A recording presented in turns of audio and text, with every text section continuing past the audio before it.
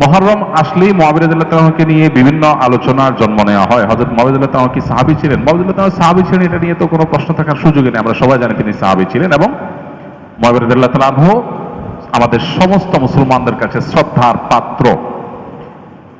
সাহাবীদের সমালোচনা করতে নবী সাল্লাল্লাহু আলাইহি ওয়াসাল্লাম পরিষ্কারভাবে নিষেধ করেছেন। সাহাবীদের সমালোচনা করা, তাদেরকে গালমন্দ করা, এই গালমন্দ করতে নবী সাল্লাল্লাহু আলাইহি ওয়াসাল্লাম নিষেধ করেছেন।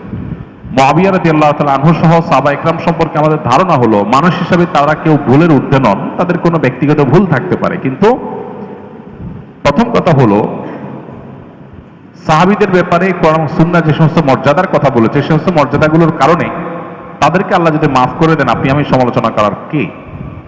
বদর যুদ্ধে অংশগ্রহণকারী সাহাবীদের সম্পর্কে নবী সাল্লাল্লাহু আলাইহি ওয়াসাল্লাম বলেছেন সহিহ বুখারীতে আসছে, আমালু মা শি'তুম ক্বাদ গাফারাল্লাহু লাকুম, তোমরা যা খুশি করতে পারো আল্লাহ তোমাদের মাফ করে দিয়েছেন। কত বড় কথা!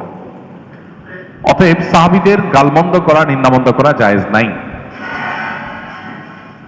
হোসেন রাদিয়াল্লাহু তাআলা আনহুর যে কারবালা ঘটনায় নির্মমভাবে সপরিবারে শাহাদাত বরণ করেছেন, সেটার সাথে মুআবিয়া রাদিয়াল্লাহু তাআলা আনহুর কোনো দায় নেই।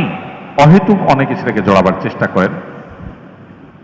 হোসেন রাদিয়াল্লাহু তাআলা আনহুর শাহাদাতের সাথে ইয়াজিদের যে সম্পর্ক বা ইয়াজিদের বাহিনীর যে সম্পর্ক, সেটাকে মুআবিয়া রাদিয়াল্লাহু তাআলার উপরে দায় চাপানোটা একেবারেই অহেতুক। হ্যাঁ, মুআবিয়া রাদিয়াল্লাহু তাআলা আনহু তার ছেলেকে দায়িত্ব দিয়েছেন, দায়িত্বে রেখেছেন, এটা তার ইজতিহাদ, এটা তার ভুল, এটা তার গবেষণা, এটা তিনি মনে করেছেন যে এরকম হলে ভালো হতে পারে। হয়তো বা বাস্তবে সেটা ভুল হতেও পারে, কিন্তু এটা গবেষণা, গবেষণাগত ভুলের জন্য কেউ কোনো মুস্তাহিদ সমালোচনার যোগ্য গালমন্দ অন্তত করার উপায় বা সুযোগ থাকে না। বিধায় মুআবিয়া রাদিয়াল্লাহু তাআলাকে নিয়ে আমাদের ধারণার পরিবর্তন হওয়া উচিত। আমাদের সমাজে দেখা যায় মুহররমের 10 তারিখ আসলেই অনেক রেডিও চ্যানেলে, অনেক মিডিয়াতে সমালোচনা করা হয়। এটা সুস্পষ্টভাবে শরিয়ার লঙ্ঘন, নবী সাল্লাল্লাহু আলাইহি ওয়াসাল্লামের হাদিসের লঙ্ঘন। একজন ইমানদার সেটা করতে পারেন না।